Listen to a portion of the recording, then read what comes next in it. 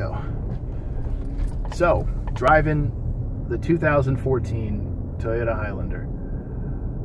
I'm sure just from saying that, you just had this instinctual urge to yawn, because that's what this vehicle does. I mean, this is an appliance. This is a car, a truck, an SUV, a minivan, really, that will get you from point A to point B. But it's not designed to give you even an ounce of emotion while doing it. That's really not a bad thing, because the people who buy a car like this, they don't want that.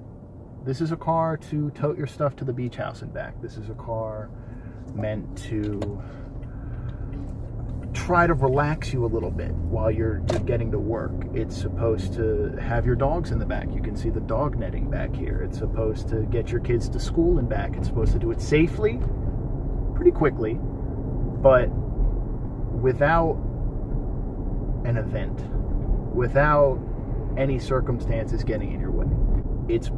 It's a car. It's exactly what you would picture a modern crossover to be. But that V6 is actually a pretty enjoyable motor.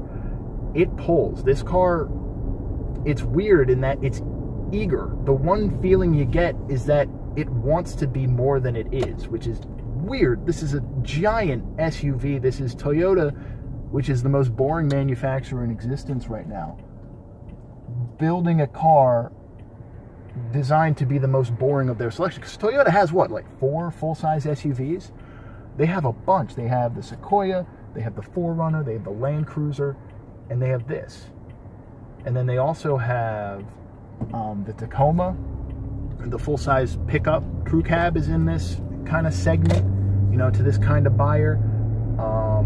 And then there's the entire Lexus brand. And this is the one that's meant to be the most boring of the lot, the most regular, the most everyday. Yet, the throttle wants to go. I mean, it really, really wants to move. I mean, it doesn't know what to do while it's moving. The steering is totally numb, kind of scarily vague for a vehicle this big. I'm not expecting direct, tight steering rack. I mean, that's not gonna happen. But unless you're staring at a road, at a line on the road, you have no idea where this vehicle's going, and that's a little scary. But it's almost like you give a lineman the football. You know, he gets to line up at tailback for one play, and you give it to him, and that kid can run, he can move, he's one of the best athletes on the team, and he is going fast and powerful, and no one can tackle him, but he has no idea what the hell to do with that football. And he ends up getting 2.5 yards because he has 8 guys on his back, and he's trying to throw them off, and he's forgetting to chop his feet and move forward. That's what putting a big motor in a car like this does, and that's the effect it has. But other than the oddly touchy throttle, which is probably what it is, I mean, this is the most daily car that you can find. The seats are comfortable. They have nice little vinyl inserts. They're reasonably supportive for a car like this. The bottom's totally flat, but the back supports kind of get you pretty good. It's nice and quiet in here, up to speeds of about 70 to 75. After that, the wind noise gets pretty atrocious, but this is not a car meant to go more than 70, 75 miles an hour, so that doesn't really matter. Nice and big mirror. One of the oddities, the dashboard, Toyota had this issue for a few years. It's almost totally flat. It's only about at like a 15-degree vertical angle, and it's really far away from your hands, which I'm not a fan of. I mean, I don't mind it. I'm a basketball player. I'm 6'3". I have long arms. I can reach just fine, but even I have to really lean to get to the buttons on the right side here in the tune knob. And then the average person who's driving this, which, let's be honest, it's going to be a soccer mom, will have to completely, you know, hunch and lean forward to get to these buttons. Otherwise, AC controls, everything's nice and clear and concise. You have all kinds of storage. This bin in here is just full of shit. And it's meant to do that. You have tons of room in the back, although the opening is deceptively small.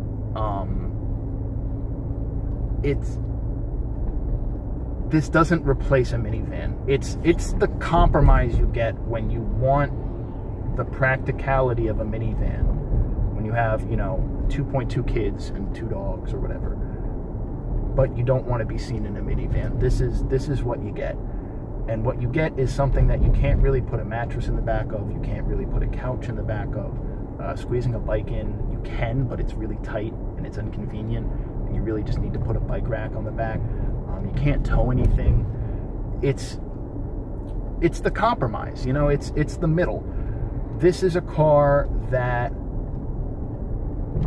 I was telling someone earlier, it completely meets your expectations. Expectations are a weird thing. Very, very rarely does something just completely meet your expectations. Right? Wouldn't it be weird if, you know, you're expecting, you know, you get a birthday gift and you get a car and it exceeds your expectations. You're super excited. You got a car for Christmas or your birthday or whatever. But you get socks and it's completely below. It's because no one knows what you personally expect. So it's hard, you know, you're never going to just meet them. But this car completely meets expectations. It's kind of eerie in that sense.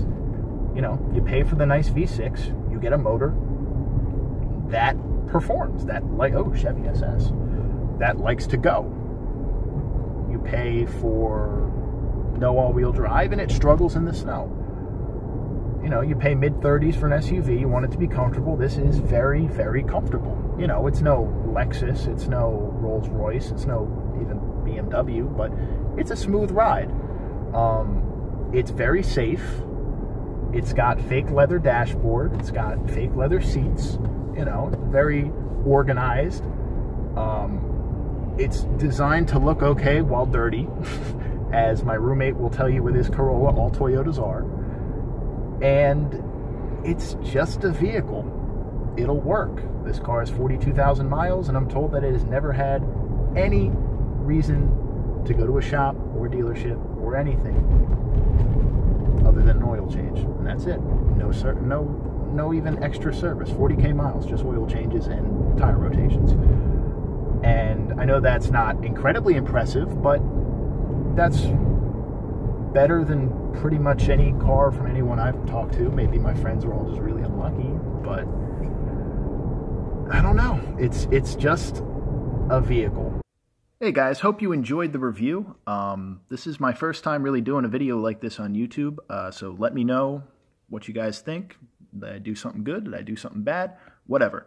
As for the Highlander, it was a good car. It's pretty much the essence of a practical daily driver. Now, it's not quite great because it's not really as practical as something that size probably should be.